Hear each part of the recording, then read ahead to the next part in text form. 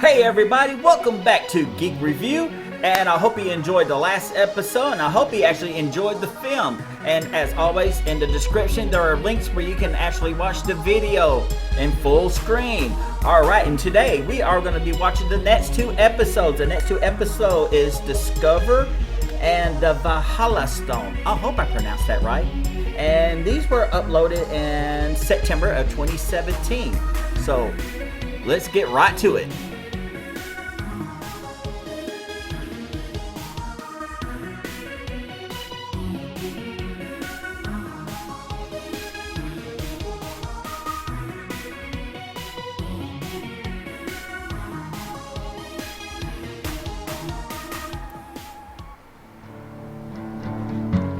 We all touch the sky.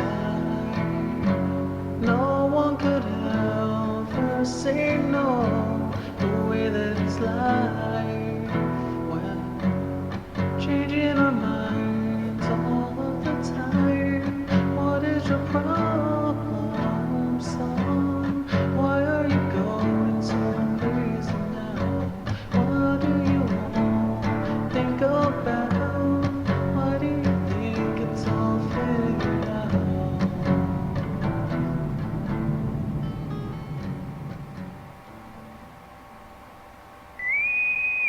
Lieutenant, you have a subspace message from the USS Orville. Orville. Go ahead and patch it through.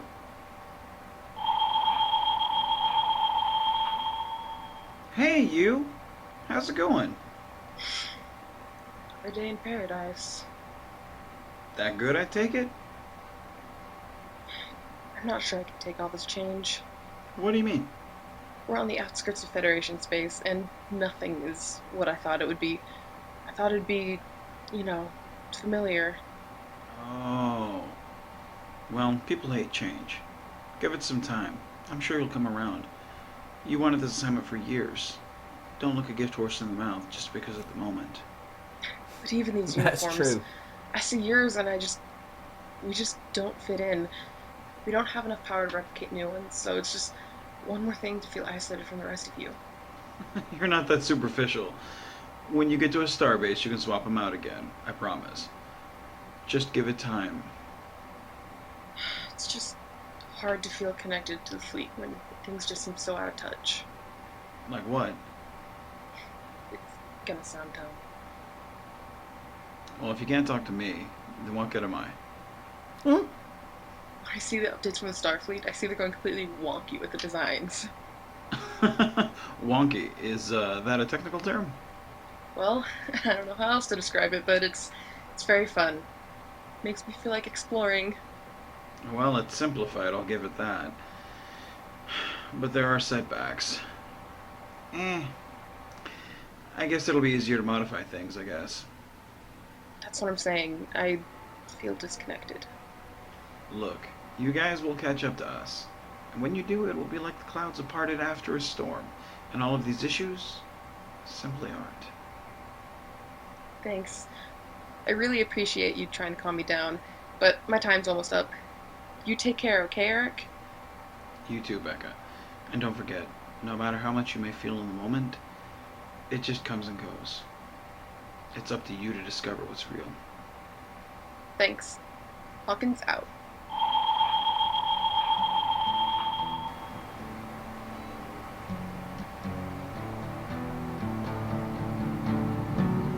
Taking their lives out on the line. No one ever Okay, that's pretty cool.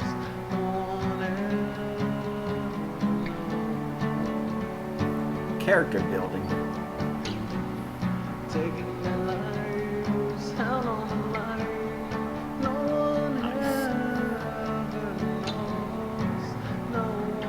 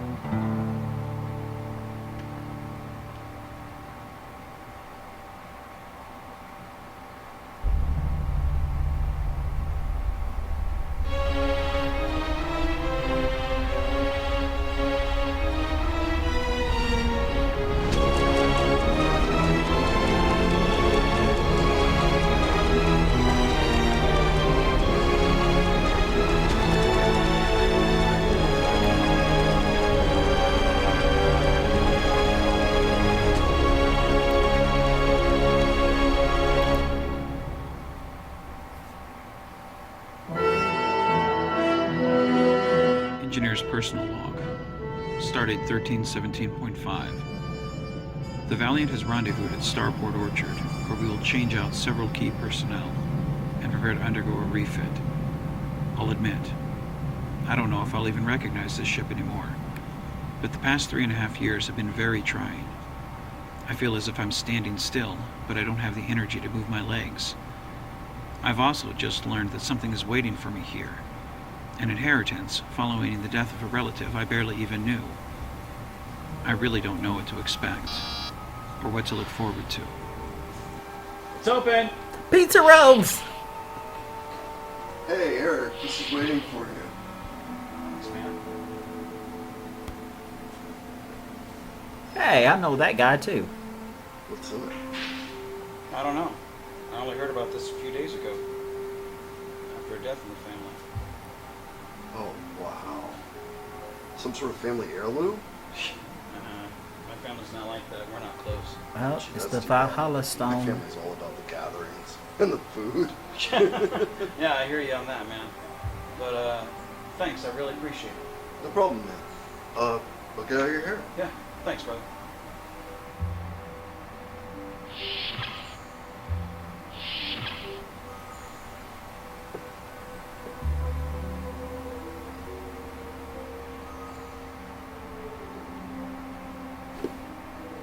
Oh.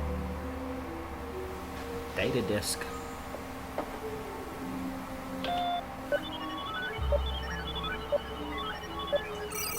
To who it may concern, if you're receiving this message, then you have in your possession the rare item Quadlithium. To the Federation, it can be a source of great power, or it can bring it to its knees. Don't let it fall into the wrong hands.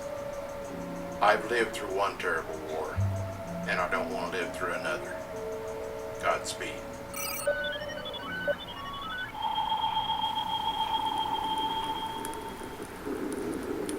Oh man. Original NX uniform. Kind of like. Oh. Crap.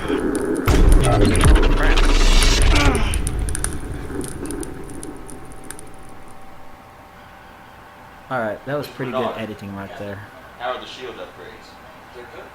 The nebula shouldn't cause us any problems. What? Okay. Commander, I beg to differ. You have something to share, Mr. Traval? This nebula is barely that. It's more of a spatial anomaly than anything else. In what way? Most nebulas, as you know, are comprised of space dust and ionized gases. This phenomenon is a concentrated barrier made up of magnetized particles and other minerals our sensors can't identify. We're approaching the nebula.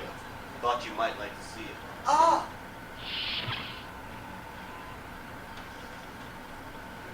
Beautiful. Isn't it? Ambassador Emmerich, Oh, I that believe is you owe me beautiful. an explanation. Captain! My apologies. I'm sure you have many questions. That's right, I do. Our sensors can identify this nebula, or whatever it is, or even tell us what it's made of. And I am not prepared to take my ship into something I don't understand. Relax, Captain Bishop. Everything you need to know is on this. Ambassador, if I may. Oh, Information about the nebula? oh, and much more. Veratus is a biplanetary system with one moon. That moon, which is in orbit of both planets, is called Infinity. It has an M-class atmosphere and gravity similar to that of Earth's. There is an old abandoned base there that is being protected by the Jundees. They're the ones that have requested our help. Which race lays claim to the moon? Both? How is that possible? Lieutenant Duvall, if you would, Impressive. indeed. Now, pay attention to this. For a few months, Infinity orbits one planet, Muar. And then as it comes around, the gravity from the second planet, Jundi, draws it in, creating a figure-8 orbit. An infinity symbol. Its name is appropriate. Our best guess is that it's been like this for several millennia. You said there's another aspect to this mission. Something you couldn't speak of at the time. Just what would that be, Ambassador? Well, Captain Bishop, Infinity is the one place in our galaxy that is known to produce quad-lithium crystals. On lithium? There's no such thing, Ambassador. Quad lithium is a hoax, a myth. The best scientists in the Federation have determined that there's no way to make one, either in nature or in a laboratory. Oh, quad lithium is quite real, Captain Bishop. I've seen them. I've even held one in my hand. I like Bishop. That would be quite I think that's a cool expensive. series. One quad-lithium crystal would power our ship's warp core indefinitely. But we needed to be replaced. My dear, that is exactly why these two planets are at war. It is only our good fortune that their technology has not advanced beyond that of warp drive. Negotiating to trade for this kind of resources. The Federation Council knows about this. I am under the direct orders of the Federation Council itself. This isn't an invasion, Captain. This is a peace negotiation effort. It is my hope that we are able to establish a treaty between these two factions, and with the added benefit of being able to develop a trade negotiation for their crystals. A power source like that could revolutionize the Federation.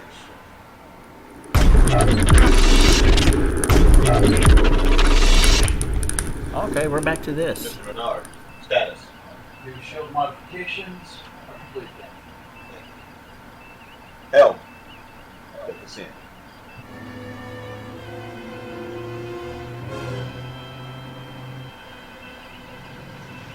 Hang on.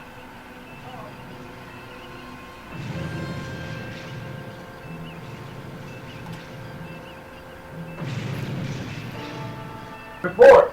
Shields are Guy draining. walking in the Down to background. 75%. That was so cool. Make that 70. Commodore! Shook us up a bit, but we're all right. Acknowledged. Stand by. We're coming out of it, sir.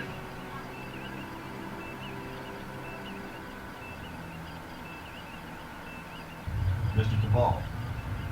Minor damage throughout the ship. Bulkheads are stable. The shields are down to 47%. Engines.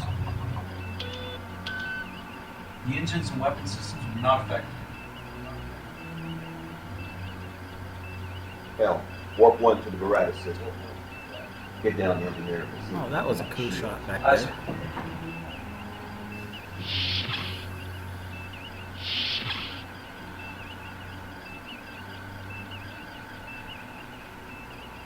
Oh, they did it again. Nice.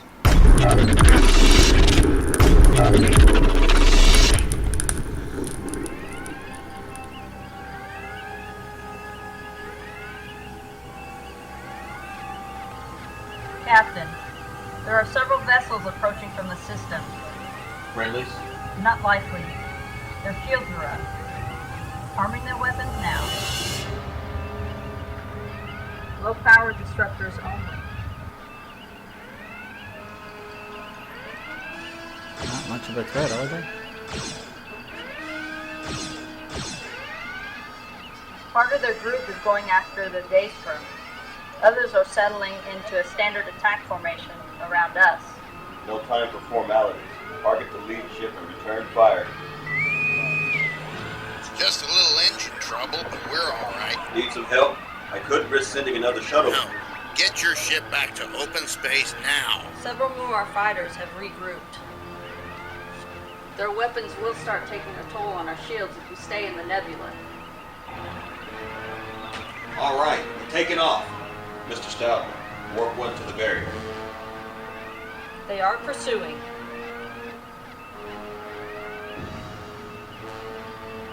our ships have dropped back. Why? I don't believe their shields can handle the barrier.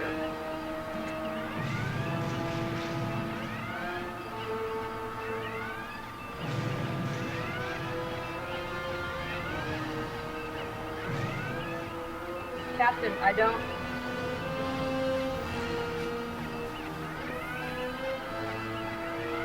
Oh, they're turning around. Never mind. Secure from red alert. Engineering, Mr. Menard. Bernard here. Dispatch the damage repair team. Already have, Captain. Thank you. Bridge out.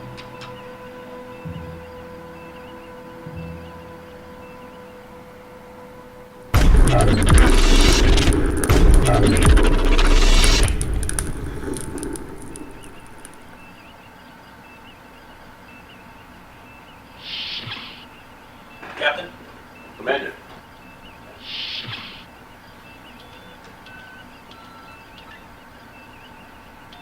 Is that what I think it is? Yes, sir. From the readings we gathered last time we were in the nebula, I was able to modify the shields to adapt to it. So the shields are stronger. No, what I've done is I've added a rotating E sequence to the current shield modulations. They're not stronger, they've totally adapted to it. Now, we can fly through the barrier and the nebula without it affecting the ship. Does Commander Kennedy know about this? Her and Lieutenant Fall both approve. They're just waiting for your word. Commander, the word is given. Good work. So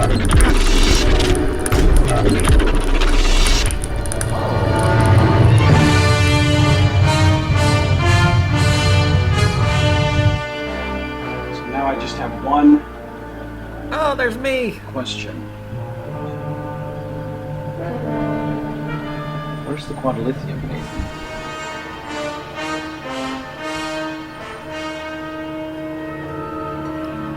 The Tarian Mirror Universe.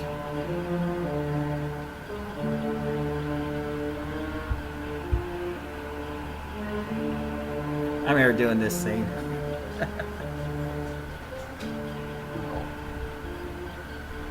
Consider this my resignation.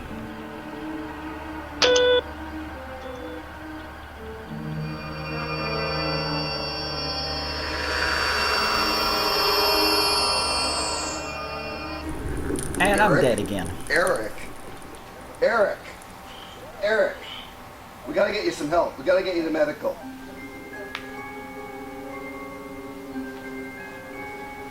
You alright? Eric, come on. I'm alright.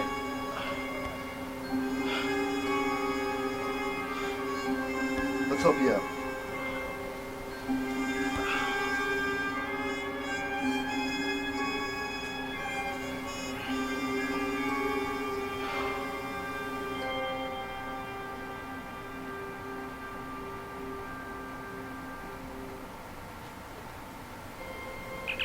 Menard Bishop. Bishop here. Jack, we need to talk. On my way, Lieutenant.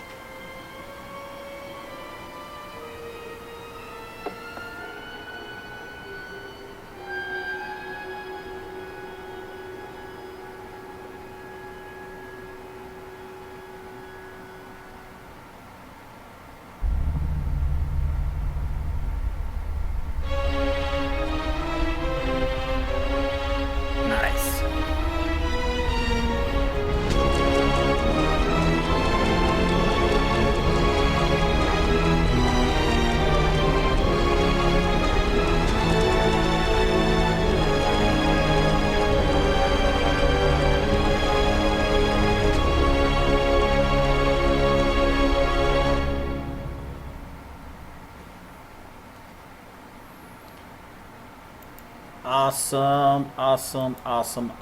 Awesome.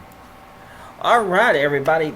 I know that was a little bit longer than usual, than the 5 minutes. Well, of course, the first month was about 5 minutes.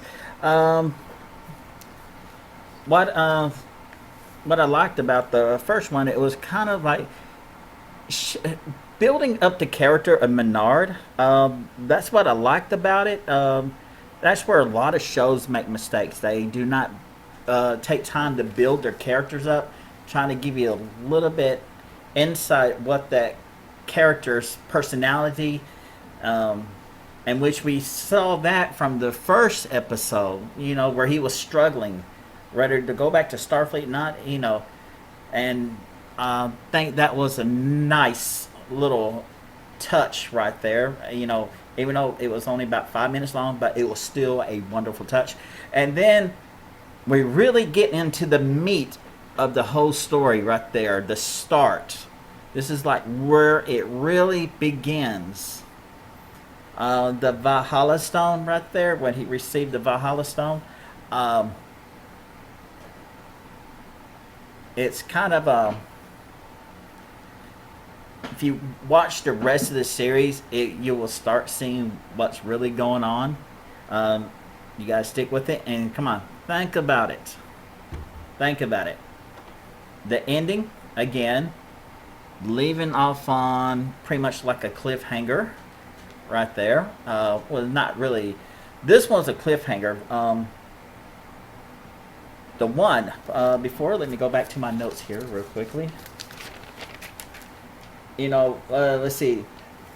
The ancient light, the ascent light. Good gracious, I cannot speak. Well, the second episode, that was not really a cliffhanger. That was more like oh gosh, kind of like a stab to the chest type deal. Like, wow. But it's kind of more like dealing with reality too, because that just really grabbed you. But we already discussed that. So let's get back to the Valhalla Stone, what we talked about. Now these 2 episodes. Now they were uploaded. Don't get confused right there. Discovery was uploaded September the 15th, 2017, and the Valhalla Stone was uploaded September the 11th, 2017. But you need to watch Discover first, then the Valhalla Stone, because Discover will help you get more depth into the character Minar and what he is about. Now, with the Valhalla Stone, I love the little switch, like you're blurred out, focus in, and then suddenly it switches, then you got your focus, and then your blur out. That was a pretty cool, I like that shots right there. And of course, another one of my favorite, when the shit was shaking, the guy walking in the background. I thought that was so awesome right there. It was funny to me, but at the same time, it was awesome. I just like that right there. Okay, I find weird things funny sometimes. But let's get back. I'm gonna have to go back and watch the flashbacks and kind of slow it down, but it seemed like there were a couple of images were thrown in there real quick. Right there, not just him laying on the ground, different angles, but looked like somebody maybe was walking through some woods or something, and a up close face was like markings on their face. I could be wrong, but I have to go back and rewatch that. But and then enter into the mirror universe. Vance just loves killing my character off. I'm a killable person. I am. People just loves to kill me. But I still have fun. I enjoyed it at that time. All of this will definitely be tying in. And like I said, you just gotta watch it. And because I want to tell you what, if you think this is something right here with all the little twists and turns and the little subplots, wait till you see the other ones, because it gets more deeper and deeper and more crazier too. But at the same time, it's building on the story. It's not rushing through it. This is a story. It's taking its time to tell. It's not like trying to solve everything in a 45-minute episode or a 2-part episode. If you really think about it, look at Deep Space Nine. They had the Dominion War that dragged out for like almost 3 to 5 seasons. I have to go back.